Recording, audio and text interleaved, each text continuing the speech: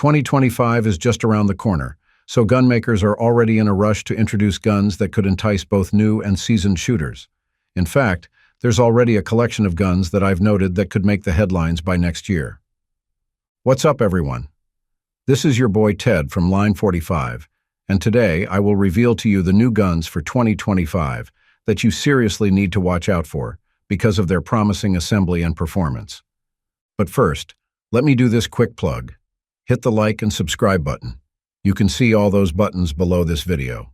I know it feels like a hassle, but those simple clicks mean a lot for my channel. Now, let's get back to the good stuff. Kimber CDS9. Kimber is a gift that keeps on giving. That's what I can guarantee. Just this October, the company even introduced another new gun, but this one is actually a revamped model of the Micro 1911, which the manufacturer called the CDS9. So yes, the schematics of the CDS9 are pretty much similar to the original Micro 1911, which Kimber introduced sometime in 2016. Unfortunately, the Micro 1911 was eventually overwhelmed by the proliferation of high-capacity, double-stack micro-compact guns, such as the P365 and Hellcat. Yes, this gun is solid, but in terms of popularity, it was definitely sidelined. Kimber made the CDS9 so that it could compete properly in the micro-compact segment. Seriously, this pistol has all the features that can propel it to the top of the leaderboard of the concealed carry market. I mean, this one is a hammer-fired gun that comes with a really slim profile for easier, no-print concealment. It also now delivers a high-capacity performance, as it can hold up to 15 rounds on its extended mag. For ammo-restricted states, 10-round mags will be offered. As far as I know, the CDS9 is going to be available in two models. The two options will vary on the barrel. One will have an extended threaded barrel, and the other is just a typical barrel. Regardless of which you pick, the CDS9 will sport an aluminum alloy frame, making it tough but lightweight, and a stainless steel slide. This slide, by the way, will incorporate a direct mount for RMSC optics. There's even an accessory rail if you want to attach lights or lasers to it. Plus, the Kim Pro 2 finish makes the pistol not only tough, but extravagant and sleek-looking. Even the VZ Frag G10 grip panels stand out for their aggressiveness, which offers a solid contact point to your hands. Seriously, you can't afford to miss the CDS9. Canik Mete MC9L, MC9LS. The Canik Mete is a prolific choice for a compact 9mm. Aside from its high-value appeal, the Mete is easily concealable with its slim profile without sacrificing its double-stack capacity. Before 2024 ended, Canik surprised us by expanding the Mete lineup through the addition of the MC9L and MC9LS. Both the guns are actually striker-fired polymer-framed pistols, which is similar to the original Mete. They have interchangeable backstraps so that users can get their ideal grip. Moreover, the frame also includes aggressively textured grip panels, as well as a Picatinny rail for mounting compatible accessories of your choice. Meanwhile, the slide comes with a black nitride finish, which is a similar treatment to the other existing Canik pistols. The front and rear cocking serrations should also be sufficient enough for easier racking. And yes, these two guns can accept red dots with the RMSC footprint.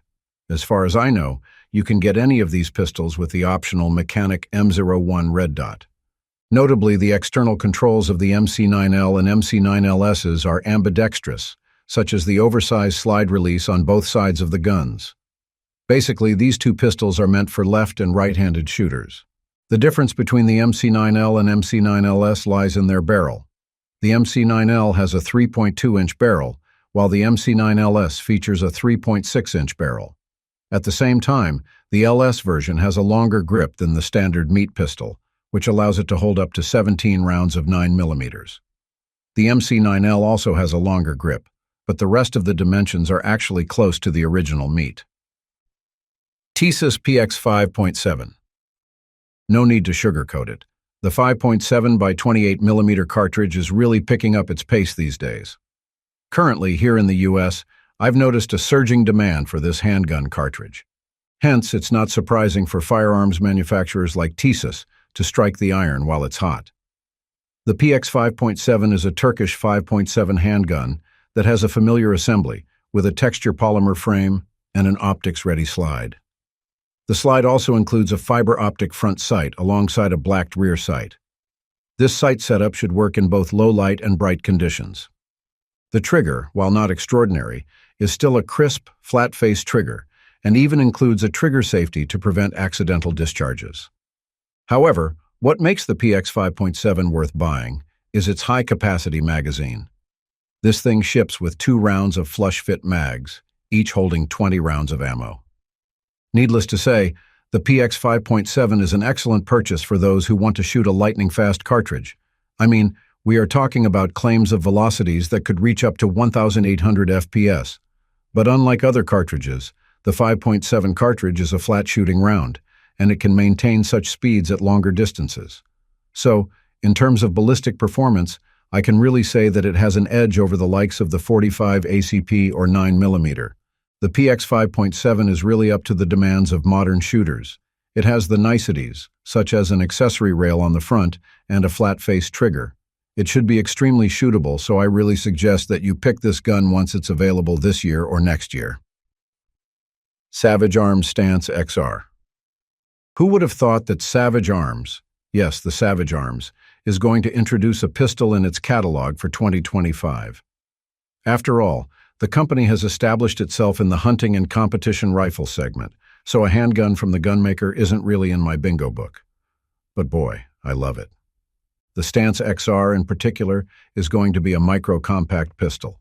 But this isn't a new design, just to be clear. It's actually based on the company's Stance pistol, so it's basically an improved version of the original one. From what I can see, the enhancements in this pistol are its trigger and capacity, since you can't be a convincing micro-compact handgun today if your clip can't hold at least 10 rounds.